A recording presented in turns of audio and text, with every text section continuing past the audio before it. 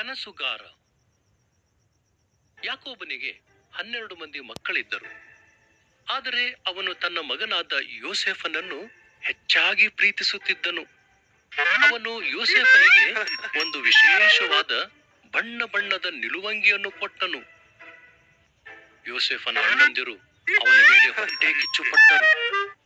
ಅವರು ಅವನನ್ನು ದ್ವೇಷಿಸಿದರು.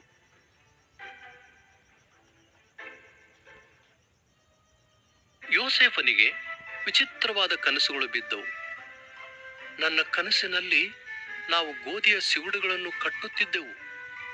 ಅವನು ಹೇಳಿದನು, ಮತ್ತು ನೀವು ಕಟ್ಟಿದ ಸಿವುಡುಗಳು ನನ್ನ ಸಿವುಡುಗಳ ಮುಂದೆ ಬಾಗಿದವು. ಯೋಸೇಫನ ಅಣ್ಣಂದಿರು ಅವನನ್ನು ಇನ್ನೂ ಹೆಚ್ಚಾಗಿ ದ್ವೇಷಿಸಿದರು.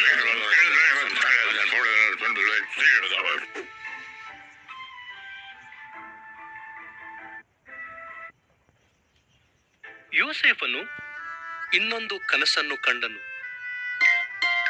ಸೂರ್ಯ, ಚಂದ್ರ ಹಾಗೂ 11 ನಕ್ಷತ್ರಗಳು ನನ್ನ ಮುಂದೆ ಬಾಗಿದವು.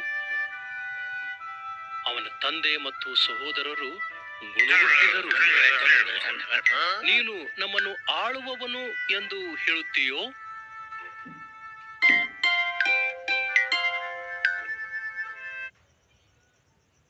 ಒಂದು ದಿನ ಯೋಸೇಫನ ಅಣ್ಣಂದಿರು ಹೊಲದಲ್ಲಿ ತಮ್ಮ ಕುರಿಗಳನ್ನು ಕಾಯುತ್ತಿದ್ದರು. ಅವನು ಅವರ ಹತ್ತಿರಕ್ಕೆ ಬರುವುದನ್ನು ಕಂಡರು. ಅವನನ್ನು ಕೊಂದು ಅವನ ಎಲ್ಲಾ ಕನಸುಗಳಿಗೆ ಅಂತ್ಯ ಹೇಳಲು ಯೋಚಿಸಿದರು.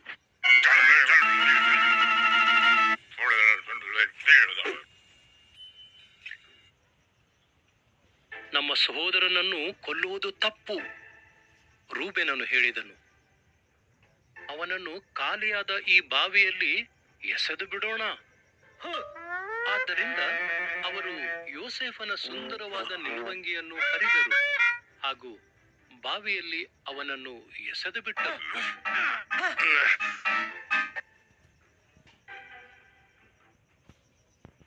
ವ್ಯಾಪಾರಿಗಳಾದ ಇಸ್ಮಾಯೇಲರು ಆ ಮಾರ್ಗವಾಗಿ ಐಗುಪ್ತಕ್ಕೆ ಹೋಗುತ್ತಿದ್ದರು. ಯೋಸೇಫನನ್ನು ಇಸ್ಮಾಯೇಲರಿಗೆ ಗುಲಾಮನನ್ನಾಗಿ ಮಾರಿಬಿಡುವ ಯೆಹೂದನು ಸೂಚಿಸಿದನು.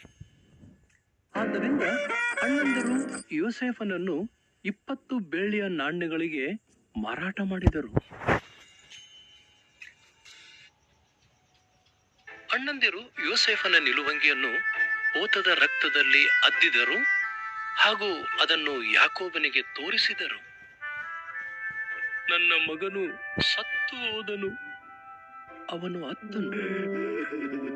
ಅದೇ ಸಮಯದಲ್ಲಿ ಯೋಸೇಫನು ಐಗುಪ್ತಕ್ಕೆ ಒಯ್ಯಲ್ಪಟ್ಟನು.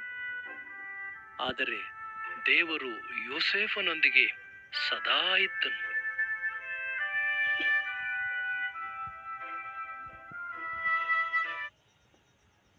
ಐಗುಪ್ತದಲ್ಲಿ ಇಸ್ಮಾಯೇಲರು ಯೋಸೇಫನನ್ನು ಫರೋಹನ ಒಬ್ಬ ಅಧಿಕಾರಿಯಾದ ಪೋಟಿಫರನಿಗೆ ಮಾರಿದರು.